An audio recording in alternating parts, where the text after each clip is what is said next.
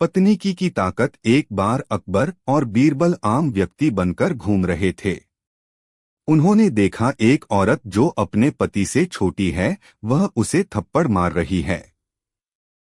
अकबर ने बीरबल से पूछा कि उस आदमी को गुस्सा नहीं आया। बीरबल बोला, क्योंकि वह अपनी पत्नी की सुनता है। अकबर को विश्वास नहीं हुआ।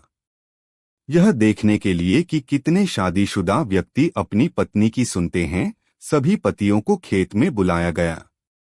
तब बीरबल बोले, जहांपनाह, यह जानना चाहते हैं कि आप में से कितने व्यक्ति पत्नी की सलाह मानते हैं।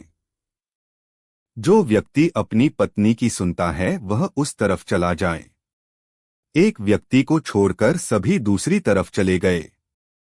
अकबर ने चैन की सांस ली। चलो, एक तो अपनी पत्नी की नहीं सुनता। बीरबल ने उससे पूछा, तुम उस तरफ क्यों नहीं गए?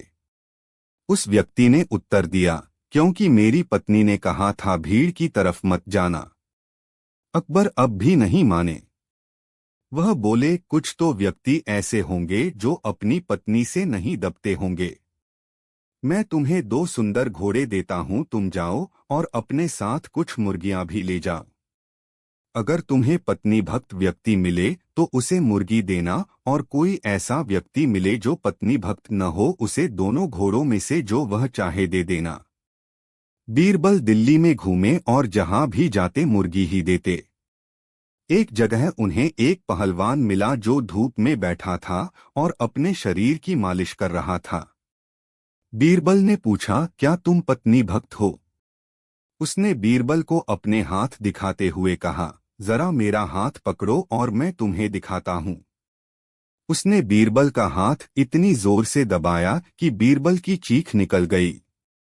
अगर तुमने मुझसे ऐसा प्रश्न दोबारा पूछा तो मैं तुम्हें मारूंगा। मुझे कौन प्रभाव में रख सकता है? एक छोटी औरत अंदर खाना पका रही थी। बीरबल ने पूछा, तुम्हारी पत्नी कहाँ है? वह बोला, वह मेरी पत्नी खाना बना रही है। तुम उसे देखो और फिर मुझे देखो और बताओ मालिक कौन है। बीरबल बोले, देखकर तो यही लगता है कि तुम मालिक हो, इसलिए मैं तुम्हें बादशाह की तरफ से उपहार में घोड़ा देना चाहता हूँ। बताओ कौन सा लोगे, सफेद या काला? यह सुनकर उस व्यक्ति ने पत्नी की तरफ देखा और पूछा, मैं कौन सा घोड़ा लूं, सफेद या काला? तब बीरबल बोले, अब तुम्हें मुर्गी मिलेगी। तुम्हारे पास शारीरिक ताकत तो है, लेकिन तुम कुछ साबित नहीं कर पाए। शिक्षा ताकत कई प्रकार की होती है। दूसरों को प्रभावित करने के लिए शरीर का माप कोई मायने नहीं रखता। ताकत का होना और उसका उपयोग दोनों अलग चीजें हैं। शहंशाह अकबर को अपने दरबार में बुद्धिमान और चतुर मंत्री बीरबल पर बहुत भरोसा था। एक दिन अकबर ने बीरबल को बुलाया और पूछा, बीरबल, पूरे राज्य में सबसे सच्चा सौदागर कौन है?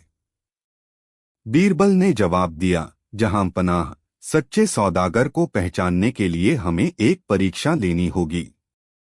अकबर को ये बात जंची। उन्होंने बीरबल को परीक्षा लेने की अनुमति दे दी।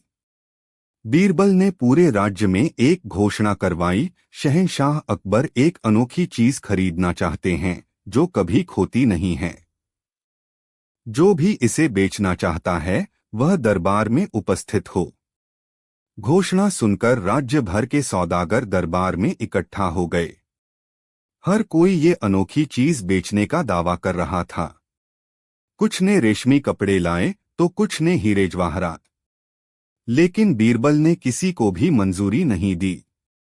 आखिर में एक साधारण सा दिखने वाला बूढ़ा दरबार में आया। उसके हाथ में कुछ नहीं था। अकबर ने पूछा, तुम क्या बेचना चाहते हो? बूढ़े ने शांत स्वर में कहा, जहांपनाह, मैं वक्त बेचना चाहता हूं। यह सुनकर सब सौदागर हंसने लगे। अकबर भी हैरान रह गए। बीरबल ने आगे बढ़कर कहा, जहांपनाह, यही सच्चा सौदागर है। वक्त ही एक ऐसी चीज है जो कभी खोती नहीं है और जिसका सदुपयोग अमूल्य होता है। अकबर को बीरबल की बात समझ में आ गई। उन्होंने बूढ़े को सम्मानित किया और उसे राज्य का सबसे सच्चा सौदागर घोषित किया।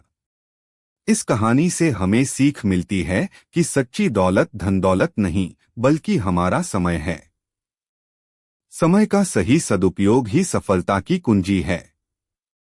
इसे व्यर्थ गंवाना सबसे बड़ा नुकसान है। कब्ज एक बार महाराणा प्रताप के कारण अकबर को मुंह की खानी पड़ी और अकबर कुछ करने में सक्षम नहीं थे। अपनी इस चिढ़ को निकालने के लिए उन्होंने महाराणा प्रताप की तस्वीर अपने शौचालय में लगवा दी। बीरबल जब वहां से गुजरे तो उस तस्वीर को देखकर हैरान रह गए। उन्होंने अकबर को सबक सिखाने की सोची। जब अकबर आराम कर रहे थे, बीरबल अचानक अंदर आए और अकबर की नब्ज टटोलने लगे। बीरबल ने पूछा, जहां पनाह, अब आप कैसे हैं? अकबर बोले, मुझे क्या हुआ है? बीरबल बोले, महाराणा प्रताप की तस्वीर आपके शौचालय में देखकर मुझे लगा शायद आपको कब्ज हो गई, और उनकी तस्वीर देखकर शायद आपको पेट साफ करने में सहायता मिलती हो। बादशाह बुरी तरह झेंप गए और तुरंत तस्वीर हटवा दी। शिक्षा, उग्र युक्तियां कई बार काम करती हैं। हम दूसरों पर कीचड़ उछालकर अपनी कमियों को नहीं छिपा सकते। बुरे व्यवहार से कुछ अच्छा नहीं हो सकता, जबकि वही ऊर्जा गलत चीजों को ठीक करने में प्रयोग कर सकते हैं। भुक्खड़ अकबर को खाने का शौक था। उनके शाही रसोई घर में बहुत सारे रसोइये थे जो विभिन्न प्रकार के लजीज व्यंजन बनाते थे। अकबर अपने दरबारियों को इन व्यंजनों का स्वाद लेने के लिए महल के बगीचे में दावत देना चाहते थे। इस दावत का मुख्य केंद्र बिंदु थे उनके बुद्धिमान और चतुर मंत्री बीरबल। एक बार ऐसी ही दावत में बीरबल बादशाह अकबर के साथ बैठे थे। भोजन के बाद सबको पिस्तों से भरी कटोरियां दी गई। बीरबल और अकबर दोनों पिस्ते खाकर उनके छिलके अपनी कुर्सी के नीचे डाल रहे थे। दोनों की कुर्सी के नीचे छिलकों का ढेर लग गया। अकबर ने ढेर देखा तो उनके दिमाग ने बीरबल को परेशान करने की एक योजना बनाई। अकबर ने चुपचाप अपने छिलके बीरबल की कुर्सी के नीचे सरका दिए। बीरबल ने यह नहीं देखा। तभी अचानक अकबर उठे और जोर से बोले, बीरबल, मुझे विश्वास नहीं होता तुम इतने पिस्ते कैसे खा सकते हो। तुम तो सच में भुक्खड़ हो। सभी दरबारियों ने यह सुनकर बीरबल की कुर्सी के नीचे लगे ढेर को देखा, लेकिन बीरबल शांत होकर बैठे रहे। वह जानते थे कि अकबर उनके साथ खेल रहे हैं। लेकिन चालाक बीरबल दरबारियों के सामने अपने आप को मूर्ख नहीं बनने देना चाहते थे। तभी वे अकबर से बोले, जहां पनाह, आप बिल्कुल सही हैं। मैं एक भुक्खड़ हूं। यह सच है कि मैंने इतने सारे पिस्ते खाए हैं, लेकिन जहां पनाह, आपने मुझे हैरान कर दिया। आप पिस्ते के साथ उनके छिलके भी कैसे खा सकते हैं? बीरबल ने दरबारियों को अकबर की कुर्सी के नीचे देखने को कहा। उन्होंने देखा न तो उनकी कुर्सी के नीचे कोई छिलका था और न ही कटोरे में। दरबारी जोर से हंसने लगे। अकबर का चेहरा लाल हो गया। बीरबल का मूर्ख बनाते बनाते वे स्वयं ही मूर्ख बन गए। शिक्षा, क्षणिक उत्तर किसी भी अप्रिय स्थिति से बाहर निकलने का एक तरीका हो सकता है। यह कहानी हमें बताती है कि यदि हम किसी जश्न में किसी का मजाक बनाकर अपनी चतुराई दिखाना चाहते हैं, तो हमें अपने आसपास सबसे चतुर और बुद्धिमान व्यक्ति का चयन नहीं करना चाहिए, अन्यथा यह आप पर ही भारी पड़ सकता है और आपके सारे प्रयत्न व्यर्थ हो सकते हैं। इंसाफ की रीति। एक बार बीरबल से कुछ गलती हो गई। दरबारियों ने बादशाह के कान भरे। अकबर बादशाह ने दरबार लगाकर बीरबल से कहा, अब जबकि यह बात साबित हो चुकी है कि तुमसे गलती हुई है, तो इस बात को भी तुम समझते होंगे बीरबल कि तुम सजा के हकदार हो गए हो। बिल्कुल बंदा परवर, मैं सजा का हकदार हो गया हूँ, बीरबल ने कहा, मगर मैं आपको एक वायदे की याद दिलाना चाहता हूँ जो एक बार शिकार के अवसर पर आपने मुझसे किया था। वायदा याद दिलाया जाए। बंदा परवर, आपसे मैंने वायदा लिया था कि यदि मुझसे कोई भूल हो जाए तो दंड देने का एक आदमी। एक दिन दरबार में अकबर उदास बैठे थे। बीरबल ने उन्हें परेशान देखकर पूछा, जहां पनाह, आपको क्या हुआ? अकबर ने कहा, बीरबल, कल रात मुझे एक अजीब सपना आया। सपने में मैंने देखा कि एक आदमी मेरे महल में घुसा और मुझे गाली देने लगा। मैं बहुत गुस्से में था, लेकिन उसे पकड़ नहीं पाया। बीरबल ने सोचकर कहा, जहां पनाह, ये कोई बुरा सपना नहीं है। दरअसल ये आने वाले समय की चेतावनी हो सकती है। अकबर चौंक गए। उन्होंने पूछा, तो क्या करना चाहिए? बीरबल ने मुस्कुराकर कहा, जहां पनाह, कल रात के मेहमान की खातिरदारी करवाएं। महल के हर कोने में स्वादिष्ट भोजन और आराम करने की जगह तैयार करवाएं। अकबर को बीरबल की बात समझ नहीं आई, लेकिन उन्होंने फिर भी वैसा ही करने का आदेश दिया। अगली रात महल के पहरेदारों ने शोर सुना। उन्होंने देखा कि एक आदमी महल में घुसने की कोशिश कर रहा है। पहरेदारों ने उसे पकड़ लिया और अकबर के सामने ले आए। वह आदमी कोई चोर नहीं, बल्कि एक दरबारी कवि था। वह रात को शराब के नशे में महल में घुस आया था। अकबर उसे सजा देने वाले थे, लेकिन बीरबल ने उन्हें रोक लिया।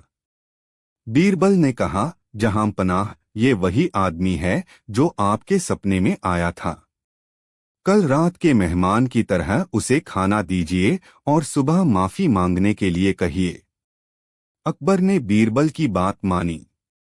कवि को खाना खिलाया गया और सुबह माफी मांगने को कहा गया। कवि ने अपनी गलती स्वीकार कर ली और अकबर से माफी मांगी।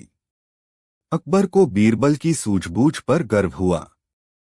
उन्होंने कवि को माफ कर दिया और उसे शराब न पीने की नसीहत दी। इस कहानी से सीख मिलती है कि हर परिस्थिति में बुद्धि से काम लेना चाहिए। गुस्से में कोई फैसला नहीं लेना चाहिए और गलती करने वालों को सुधरने का मौका देना चाहिए। मैं अपनी इच्छा के लोगों को सौंपूंगा। मुझे याद है। बोलो, दंड देने का अधिकार किसे सौंपते हो? किन्हीं 5 गांव के चौधरियों को यह अधिकार सौंप दीजिए। वे जो सजा देंगे, मुझे स्वीकार होगी। बीरबल की बात सुनकर दरबारियों के चेहरे खिल उठे। उन्होंने बादशाह को अपनी अपनी पसंद के गांव के चौधरियों के नाम सुझाए। 5 गांव के चौधरी एकत्र हुए। बीरबल से ईर्ष्या करने वाले दरबारियों को पूरी आशा थी कि बीरबल इस बार स्वयं अपने फैलाए जाल में फंस गए हैं, कारण बादशाह तो एक बार रहम की अपील करने पर सजा देने से बाज आ सकते थे, मगर गांव के चौधरी अपने उसूलों के बहुत पक्के थे। दोष साबित हो जाने के बाद वे सजा जरूर देते थे।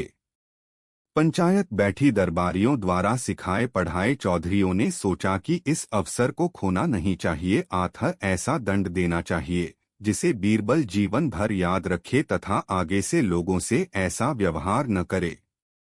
उन 5 में से एक बोला, पंचों, अपराध बीरबल ने बहुत बड़ा किया है, अतः 7 बीसी 10 यानी 150 रुपये जुर्माना करना चाहिए। दूसरे ने इतनी बड़ी सजा और वह भी जुर्माने की स्वीकार न की। इतने बड़े जुर्माने की कल्पना कर वह सिहर उठा, सोचने लगा, इतने जुर्माने पर बीरबल के बाल बच्चों पर बहुत बुरा प्रभाव पड़ेगा, उनकी भूखों मरने की नौबत आ जाएगी, घर नाश हो जाएगा। मतलब सोचकर उसने जुर्माना घटाकर 5 बीसी यानी 100 रुपये रखने का प्रस्ताव रखा। जबकि तीसरे चौधरी को यह रकम भी अधिक लगी, उसने रकम घटाकर 3 बीसी यानी 60 रुपये करने का प्रस्ताव रखा। चौथे ने सोचा, अगर मैं चुप रहता हूं तो फिर इंसाफ के लिए मेरे बैठने का अर्थ ही क्या रहता है। उसने अपनी ओर से 1 बीसी यानी 20 रुपये और घटाकर 40 रुपये जुर्माने का प्रस्ताव रखा। चौथे पंच के प्रस्ताव का अन्य 3 ने अनुमोदन किया, बस जुर्माना तय हो गया। चारों के चुने 5वें सरपंच ने बड़ी अकड़ के साथ कहा, पंचों की सम्मिलित राय है कि बीरबल के अपराध को देखते हुए 2 रुपए यानी 40 रुपए का जुर्माना किया जाता है। मगर मैं नम्रतापूर्वक बादशाह सलामत से निवेदन करता हूं कि इतनी बड़ी रकम की वसूली में सख्ती न की जाए, बल्कि अगर किश्तों में जुर्माने की रकम अदा करने की बात बीरबल के बस में हो तो ले ली जाए। चौधरियों के इस फैसले पर बादशाह मन ही मन मुस्कराए। उन्हें ससम्मान विदा किया गया। उनके जाने के बाद बादशाह खिलखिलाकर हंसे। दरबारियों ने भी बादशाह की हंसी का अर्थ समझ लिया था। बादशाह बोले, वाह भई बीरबल, खूब। यहाँ भी तुम अपनी अक्ल का पैबंद लगाना न भूले। जुर्माने की सजा भी सुन ली, न्याय भी हो गया और तुम पर कोई असर भी न हुआ। भला 40 रुपया जुर्माना भी तुम जैसे इंसान के लिए कोई जुर्माना हुआ। इस जुर्माने को भी सख्ती से न वसूलने की बात की गई है। खैर, बादशाह होने के नाते मैं इस जुर्माने से तुम्हें मुक्त करता हूं, पर यह बताओ गांव के चौधरियों से जुर्माना कराने की बात तुम्हें क्यों सूझी? जहां पनाह का इकबाल बुलंद रहे, बीरबल कोर्निश बजा लाते हुए बोले, दरअसल हर आदमी अपनी हैसियत के अनुसार ही बात करता है। गांव के गरीब लोग 2-10 यानी 20 रुपए साल 6 माह में मुश्किल से देख पाते हैं। ऐसे वातावरण के चौधरियों से सजा सुनते समय मुझे पहले से विश्वास था कि वे सैकड़े तक के भी जुर्माने की कल्पना तक न जा सकेंगे। सो वे 40 पर ही अटक गए। वह भी उन्हें बहुत ज्यादा लगा। बीरबल की चतुरता पर ईर्ष्या करने वाले दरबारियों के चेहरे फीके पड़ गए, क्योंकि सजा पाकर भी बीरबल की प्रशंसा हुई थी। एक आदमी। एक दिन दरबार में अकबर उदास बैठे थे। बीरबल ने उन्हें परेशान देखकर पूछा, जहां पनाह, आपको क्या हुआ? अकबर ने कहा, बीरबल, कल रात मुझे एक अजीब सपना आया। सपने में मैंने देखा कि एक आदमी मेरे महल में घुसा और मुझे गाली देने लगा। मैं बहुत गुस्से में था, लेकिन उसे पकड़ नहीं पाया। बीरबल ने सोचकर कहा, जहां पनाह, ये कोई बुरा सपना नहीं है। दरअसल ये आने वाले समय की चेतावनी हो सकती है। अकबर चौंक गए। उन्होंने पूछा, तो क्या करना चाहिए? बीरबल ने मुस्कुराकर कहा, जहां पनाह, कल रात के मेहमान की खातिरदारी करवाएं। महल के हर कोने में स्वादिष्ट भोजन और आराम करने की जगह तैयार करवाएं। अकबर को बीरबल की बात समझ नहीं आई, लेकिन उन्होंने फिर भी वैसा ही करने का आदेश दिया। अगली रात महल के पहरेदारों ने शोर सुना। उन्होंने देखा कि एक आदमी महल में घुसने की कोशिश कर रहा है। पहरेदारों ने उसे पकड़ लिया और अकबर के सामने ले आए। वह आदमी कोई चोर नहीं, बल्कि एक दरबारी कवि था। वह रात को शराब के नशे में महल में घुस आया था। अकबर उसे सजा देने वाले थे, लेकिन बीरबल ने उन्हें रोक लिया। बीरबल ने कहा, जहां पनाह, ये वही आदमी है जो आपके सपने में आया था। कल रात के मेहमान की तरह उसे खाना दीजिए और सुबह माफी मांगने के लिए कहिए। अकबर ने बीरबल की बात मानी। कवि को खाना खिलाया गया और सुबह माफी मांगने को कहा गया। कवि ने अपनी गलती स्वीकार कर ली और अकबर से माफी मांगी। अकबर को बीरबल की सूझबूझ पर गर्व हुआ। उन्होंने कवि को माफ कर दिया और उसे शराब न पीने की नसीहत दी। इस कहानी से सीख मिलती है कि हर परिस्थिति में बुद्धि से काम लेना चाहिए। गुस्से में कोई फैसला नहीं लेना चाहिए और गलती करने वालों को सुधरने का मौका देना चाहिए। सच्ची मित्रता। शहंशाह अकबर को अपने दरबार में चहल पहल और मजाक बहुत पसंद था। एक दिन उन्होंने बीरबल को बुलाया और कहा, बीरबल, क्या तुम जानते हो कि सच्ची मित्रता किसे कहते हैं? बीरबल ने मुस्कुराते हुए जवाब दिया, जहां पनाह, सच्ची मित्रता को परखने के लिए एक छोटा सा प्रयोग किया जा सकता है। अकबर को ये बात मंजूर हुई। उन्होंने बीरबल को प्रयोग करने की अनुमति दे दी। बीरबल ने पूरे राज्य में घोषणा करवाई कि शहंशाह अकबर को 1000 स्वर्ण मुद्राओं की जरूरत है। जो भी उन्हें उधार देगा उसे दोगुना लौटाया जाएगा। यह सुनकर राज्य भर के लोग दरबार में स्वर्ण मुद्राएं लेकर पहुंचने लगे। हर कोई सम्राट को उधार देकर दोगुना मुनाफा कमाने का लालच कर रहा था, लेकिन बीरबल ने किसी को भी स्वीकृति नहीं दी। आखिरकार बीरबल का एक गरीब मित्र दरबार में आया। उसके पास सिर्फ 10 स्वर्ण मुद्राएं थीं। उसने बीरबल को बताया कि वह सम्राट को उधार देना चाहता है। बीरबल ने मुस्कुराकर कहा, मित्र, सम्राट को 1000 स्वर्ण मुद्राओं की जरूरत है। तुम्हारे पास तो सिर्फ 10 हैं। गरीब मित्र ने जवाब दिया, बीरबल, मित्रता स्वार्थ के लिए नहीं होती। जरूरत के समय थोड़ा देना भी बहुत होता है। बीरबल उस गरीब मित्र की सच्ची मित्रता से बहुत प्रभावित हुआ। उसने अकबर को सारी बात बताई। अकबर को भी गरीब मित्र की ईमानदारी और निस्वार्थ भाव पसंद आया। उन्होंने उस गरीब मित्र को सम्मानित किया और उसे राज्य का सबसे सच्चा मित्र घोषित किया। साथ ही उन्होंने उसे 10,000 स्वर्ण मुद्राएं इनाम में दीं। इस कहानी से सीख मिलती है कि सच्ची मित्रता स्वार्थ पर नहीं बल्कि निस्वार्थ भाव और जरूरत के समय साथ देने पर टिकी होती है। सच्चा मित्र वही होता है जो आपके सुख दुख में हमेशा आपके साथ खड़ा रहता है। शक की गांठ। अकबर बादशाह के बेटे शहजादा सलीम की उम्र जब यही कोई 17-18 साल की रही होगी, तब उसकी मित्रता नगर सेठ के बेटे माणिक लाल से हो गई। दोनों साथ साथ खाते पीते, उठते बैठते, बस रात को सोने के लिए अलग होते। माणिक लाल के पिता नगर सेठ पन्ना लाल को इस बात की चिंता हुई कि उसकी लाख कोशिशों और तंबीह के बाद भी बेटा शहजादे से दोस्ती छोड़ने को तैयार नहीं। पन्ना लाल सोचा करता, दोनों की दोस्ती ऐसी की है जैसे सिंह और घोड़े की मित्रता। उनकी मित्रता कभी भी खत्म हो सकती थी। बात बढ़ जाने की स्थिति में बादशाह तक खबर हो सकती थी। नतीजा राजदंड के रूप में सामने आने वाला था। नगर सेठ पन्ना लाल ने बीरबल से सहायता लेने की सोची। अपनी समस्या बताई। सुनकर बीरबल भी गंभीर हुए। बोले, आपका सोचना सही है पन्ना लाल जी। कबूतर कबूतर के झुंड में रहता है, मोर मोर के झुंड में। हाथी अपने झुंड के साथ विचरण करते हैं तो हिरण वगैरह अपने झुंड में रुककर कहा, खैर आप चिंता न करें, मैं बादशाह सलामत से भी बात कर लूंगा और आपके बेटे तथा शहजादे की दोस्ती बगैर किसी नुकसान के तुड़वा दूंगा।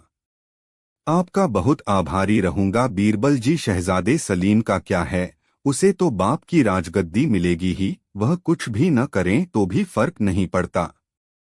पर मेरा माणिक अगर इस उम्र में व्यापार के गुण न सीख सका तो आगे चलकर नुकसान उठाएगा और मेरे बाद सारी जमा पूंजी से हाथ धो बैठेगा। मैं समझता हूँ निदान अवश्य होगा, बस कुछ समय प्रतीक्षा कर ले। सेठ पन्ना लाल के यहाँ से चलकर वे बादशाह के पास आए। उन्हें शहजादा सलीम और माणिक लाल की अटूट मित्रता की जानकारी दी। अकबर बादशाह भी दोनों की दोस्ती को लेकर चिंतित थे। बोले, सलीम की यही उम्र है कि राजकाज की बातें सीख ले, मगर उसे पन्ना सेठ के बेटे की दोस्ती से ही फुर्सत नहीं मिलती। मुझे डर है कि मेरे बाद वह ठीक से राजपाट न संभाल पाएगा तो सब कुछ चौपट हो जाएगा। उधर पन्ना लाल की भी वही समस्या है, इधर आपकी भी समस्या है। यदि आप आज्ञा दें तो दोनों के बीच शक की गांठ बोकर मैं उनकी दोस्ती को तुड़वा दूं। उन दोनों की दोस्ती तुड़वाना कोई आसान काम नहीं बीरबल। मैंने अनेकों बार सलीम को समझा लिया मगर कोई नतीजा नहीं निकला। इस काम को आप मुझ पर छोड़ दें। कल दोनों को दरबार में किसी बहाने बुलवा लें, फिर देखें मैं दोनों में कैसी शक की गांठ पैदा करता हूं। बादशाह ने वही किया जो बीरबल ने कहा था। सलीम को निमंत्रित किया गया तो वह माणिक लाल को भी साथ ले आया। बीरबल के इशारे पर बादशाह ने सलीम को किसी मामले में परामर्श के लिए अपने पास बुलाया। बीरबल अपनी जगह से उठे, माणिक लाल के पास पहुंचे। उसके कान में न समझ में आने वाली बात फुसफुसा आए, साथ ही इस बात को भी देखा कि सलीम उनकी इस हरकत को कनखियों से देख रहा है। बीरबल ने झट पीछे हटते हुए जरा जोर से कहा, और हाँ, याद रहे यह बात किसी को बताना मत। जी, माणिक ने प्रश्न भरे स्वर में कहा, पर समझा गया जैसे वह सुझाव स्वीकार कर रहा हो। सलीम के मन में उत्सुकता जाग चुकी थी। बादशाह के पास से जल्द ही वह अपने मित्र के पास लौटा। आते ही उतावलेपन से पूछा, क्या बात कही बीरबल ने? कुछ मेरे बारे में? नहीं, उन्होंने तो कुछ भी नहीं कहा, माणिक ने सफाई दी। मैंने अपनी आंखों से देखा है कि बीरबल ने कोई राजदारी की बात कही है। उन्होंने किसी को न बताने की भी हिदायत की है। क्या इसीलिए मुझसे छुपा रहे हो? दोस्त होकर मुझ पर विश्वास नहीं कर रहे हो? विश्वास करो, मैं वह बात किसी को भी न बताऊंगा। नहीं, जब कोई बात ही नहीं है तो क्या बताऊं? माणिक ने असहाय भाव से कहा, दोस्त होकर तुम्हें मुझ पर विश्वास क्यों नहीं आ रहा है? जिस तरह दोस्त होकर तुम मुझ पर विश्वास नहीं कर रहे हो। सलीम ने कहा, तुमसे मुझे इस बात की उम्मीद न थी माणिक। मुझे भी तुमसे यह उम्मीद न थी सलीम। ठीक है, यही सही, सलीम ने मुंह फुलाकर कहा और उठकर बाहर की ओर चल दिया। माणिक भी क्रोध में उठा और दूसरी दिशा में चल पड़ा। बीरबल ने अकबर की ओर देखा। अकबर ने बीरबल की तरफ। दोनों के होठों पर अर्थपूर्ण मुस्कान थी। फिर बादशाह और बीरबल एक दूसरे के करीब आए। अकबर ने पूछा, ऐसी तुमने क्या बात कही थी बीरबल, जिसे माणिक बताने को तैयार न हुआ? जहांपनाह, बीरबल अपने खास अंदाज में बोले, मैंने कोई बात ही न कही थी। आठ, माणिक बताता भी तो क्या बताता। बस मैंने शक की गांठ बोई थी, जो देखते ही देखते दोस्ती से नफरत में बदल गई। चूंकि माणिक सलीम को जीवन भर यह न बात सकेगा कि मैंने क्या कहा था, आठ जीवन भर सलीम से सफाई न हो सकेगी और इस तरह उनकी दोस्ती हमेशा हमेशा के लिए टूटी हुई समझिए। बहुत खूब, मान गए तुम्हारी सूझबूझ को बीरबल, अकबर ने प्रशंसा भरे स्वर में कहा। जर्रानवाजी है बंदा परवर, चार मुट्ठी अक्ल। एक दिन बादशाह अकबर के दरबार में मनोविनोद का दौर चल रहा था। दरबारी ठिठोली करके प्रसन्न हो रहे थे। किसी दरबारी को ठिठोली सूझी और उसने बीरबल को टोक दिया, आप कहाँ गए थे बीरबल साहब? जब खुदा रंग बांट रहा था तो अन्य दरबारी हंसने लगे। बादशाह भी हंसे बगैर न रह सके। बादशाह सहित सभी दरबारी गोरे रंग के थे। उन सब में बीरबल का ही रंग काला था। दरबारियों को लगा आज बीरबल की हेठी अवश्य होकर रहेगी। बादशाह भी पूछ बैठे, हाँ हाँ बीरबल बताओ, जब खूबसूरती बंट रही थी तुम कहाँ रह गए थे? दरबारी आशा कर रहे थे कि अब बीरबल कहेंगे, मेरी बदसूरती में मेरा क्या दोष, माँ बाप और संस्कार इसकी वजह हैं। पर बीरबल बीरबल थे। उन्होंने बादब खड़े होकर कुछ दूसरी ही बात कही। बोले, जहांपनाह, गुस्ताखी माफ हो, ऊपर वाला सिर्फ खूबसूरती ही नहीं बांट रहा था, बल्कि खूबसूरती के साथ साथ तीन चीजें और भी बांट रहा था। वह थी दौलत, अक्ल और ताकत।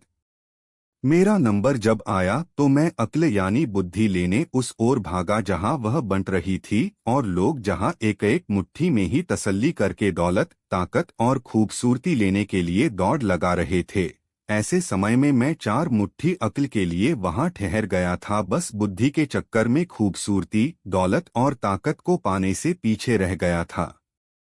बादशाह खिलखिलाकर हंसे। बीरबल ने बेहद चतुराई से न सिर्फ उन सबकी खूबसूरती का ही नहीं बल्कि दौलत और ताकत का भी मजाक उड़ा डाला था।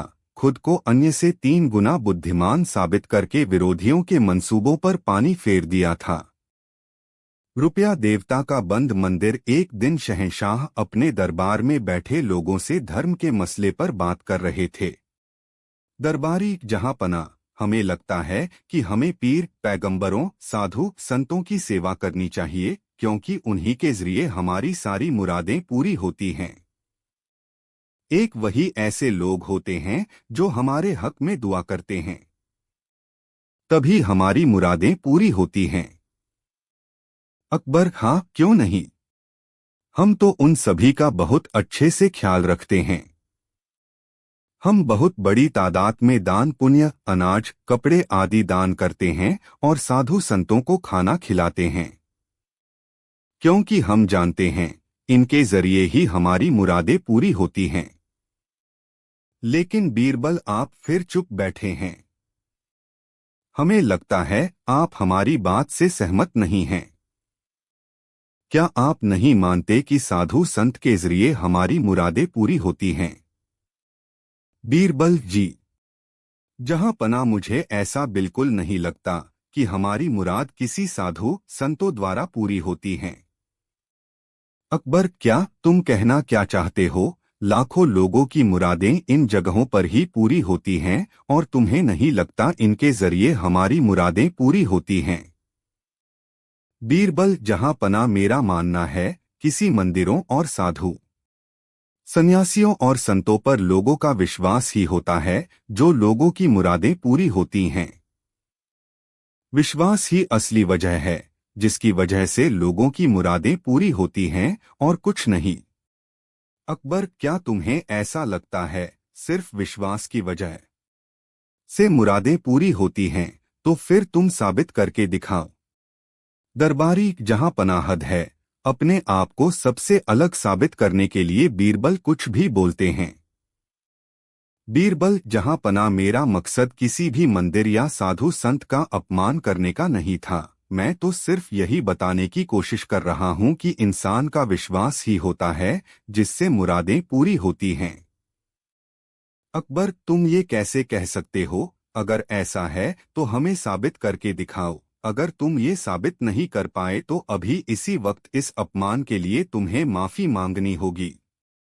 बीरबल: जहां पना, मेरा मकसद आपके दिल को ठेस पहुंचाना नहीं है, मैं आपको साबित करके दिखाऊंगा। विश्वास ही सब कुछ है जहां पना, इसके लिए मुझे 2 महीने का वक्त चाहिए। अकबर: क्या 2 महीने? ठीक है, तुम्हें 2 महीने का वक्त दिया, लेकिन इस बार तुम कुछ भी साबित नहीं कर पाओगे। चाहे 2 महीने का वक्त ले लो या 200 साल का। इस बार तुम्हारी हार पक्की है, लेकिन अगर तुम ये बात साबित नहीं कर पाए तो हम तुम्हें सल्तनत से निकाल देंगे। बीरबल: ठीक है जहांपना। बीरबल ये कहकर दरबार से बाहर चले जाते हैं और सोचने लगते हैं किस तरह अपनी बात को साबित किया जाए। कुछ देर सोचने के बाद वह अपने नौकर सेवक राम को बुलाते हैं। बीरबल: सेवक राम, यहाँ आओ। सेवक राम: जी जनाब, कहिए क्या काम है? बीरबल: हमारी यमुना नदी के किनारे जो जमीन है उस पर हमें मंदिर बनवाना है।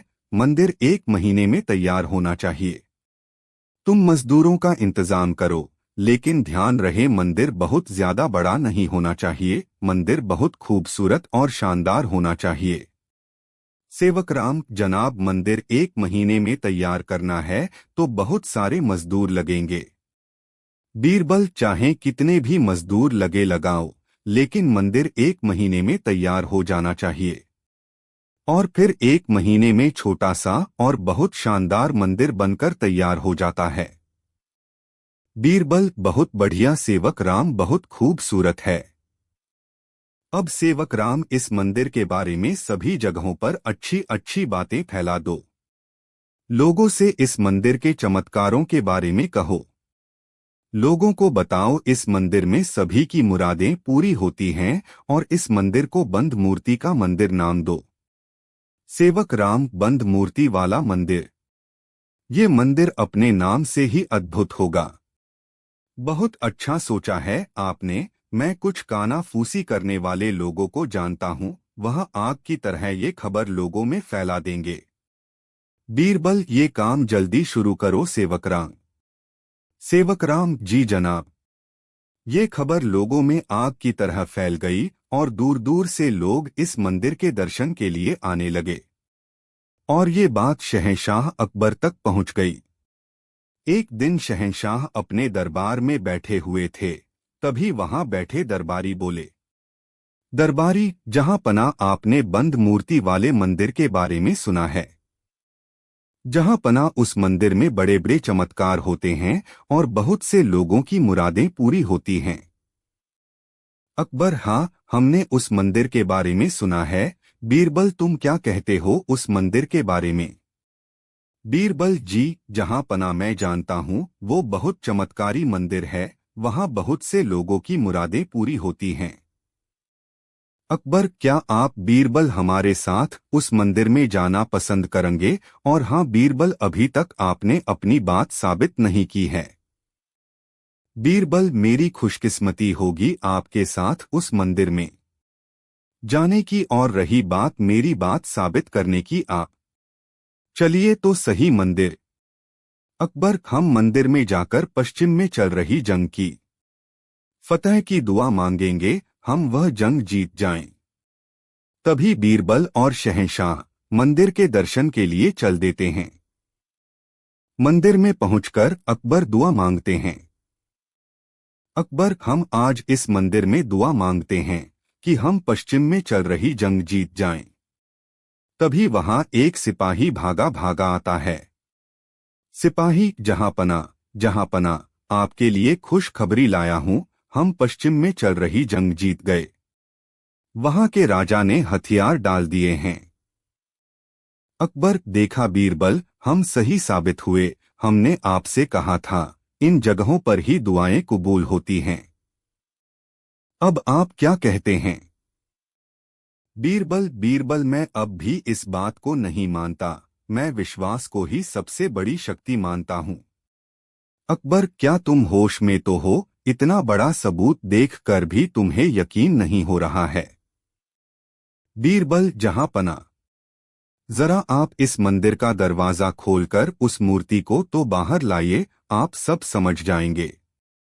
अकबर उस मंदिर का दरवाजा खोलते हैं और वहां एक कपड़े में रखी वस्तु उठाकर बाहर लाते हैं। बीरबल, जहां पना, इस कपड़े को जरा हटाइए तो। अकबर उस कपड़े को हटाते हैं और कहते हैं, अकबर, ये क्या मजाक है? ये तो हमारा पसंदीदा फूलदान है जो हमें एक चीनी यात्री ने दिया था। ये यहाँ कैसे आया? ये कई दिनों से हमारे कमरे से गायब है। ये यहाँ क्या कर रहा है? इससे क्या साबित होता है? हम आपकी शक्ल भी नहीं देखना चाहते। बीरबल, जहां पना, मैं आपको सब समझाता हूँ। दरअसल ये मंदिर मैंने बनवाया है और ये फूलदान मैं ही आपके कमरे से लाया हूँ। बीरबल अकबर को बताते हैं उन्होंने मंदिर कैसे और क्यों बनवाया, पूरा वाक्य बताते हैं। अब तो आप जहां पना समझ गए होंगे, विश्वास से ही सारी मुरादें पूरी होती हैं। एक विश्वास ही है जो सबसे बड़ी शक्ति है। अकबर, हाँ बीरबल, हम समझ गए। बहुत खूब बीरबल, वाकई विश्वास से बड़ी कोई शक्ति नहीं होती है, न कोई मंदिर, न ही कोई साधु संत। लेकिन अब इस मंदिर का क्या करेंगे? बीरबल, जहां पना, क्यों न इस मंदिर को बाहर से आने वाले मुसाफिरों के ठहरने के लिए सराय या धर्मशाला बना दिया जाए। अकबर, बहुत खूब बीरबल, बहुत खूब, हम ऐसा ही करेंगे। बीरबल, वाकई तुम्हारा जवाब नहीं, बहुत अच्छा काम किया, बहुत बढ़िया। बीरबल, शुक्रिया जहां पना, बीरबल, शुक्रिया जहां पना। आपको हमारी यह कहानी कैसी लगी, आप हमें कमेंट सेक्शन में लिखकर बताएं। टीआर, अक्ल के बजाय नकल। एक बार की बात है, बीरबल को अपने किसी संबंधी के यहाँ निमंत्रण में जाना था। बादशाह अकबर से अवकाश लेकर दावत में जाने की बात कहकर बीरबल ने विदा ली। बादशाह को बीरबल बहुत प्रिय थे। एक दिन की अनुपस्थिति भी खलती थी। अगले दिन जब बीरबल दरबार में आए तो बादशाह ने कुशल क्षेम पूछने के बाद यह पूछा कि दावत कैसी रही। दावत में क्या क्या खाया? खाना कैसा बना था? बीरबल ने बताया कि वहां अच्छा सत्कार हुआ। खाना बहुत स्वादिष्ट था। कुछ पकवानों के नाम गिना डाले। पर बीरबल की बात पूरी होने से पहले ही अकबर को कोई अन्य बात याद आ गई। झट बीरबल की बात काटकर याद आई बात के बारे में पूछ लिया। उस समय की बात आई गई हो गई। कई दिनों के बाद बादशाह को अचानक याद आया कि उस दिन खाने वाली बात बीरबल की अधूरी रह गई थी। उन्होंने बीरबल की स्मरण शक्ति को परखने के लिए प्रश्न दाग दिया। बीरबल और क्या? बीरबल समझ गए कि यह अप्रत्याशित प्रश्न किस संदर्भ में है। उन्होंने झट उत्तर दिया, और क्या? पकवानों में कढ़ी भी थी। बहुत स्वादिष्ट थी। खूब, बहुत खूब। हम तुम्हारे उत्तर से बहुत प्रश्न हुए। माँ बदौलत तुम्हें यह नजराना दे रहे हैं। कहते हुए बादशाह ने अपने गले से मोतियों की माला उतारकर बीरबल के गले में डाल दी। दरबारियों ने देखा तो ईर्ष्या से भर उठे। उन्होंने सोचा अवश्य ही बादशाह सलामत को कढ़ी का व्यंजन बहुत पसंद है।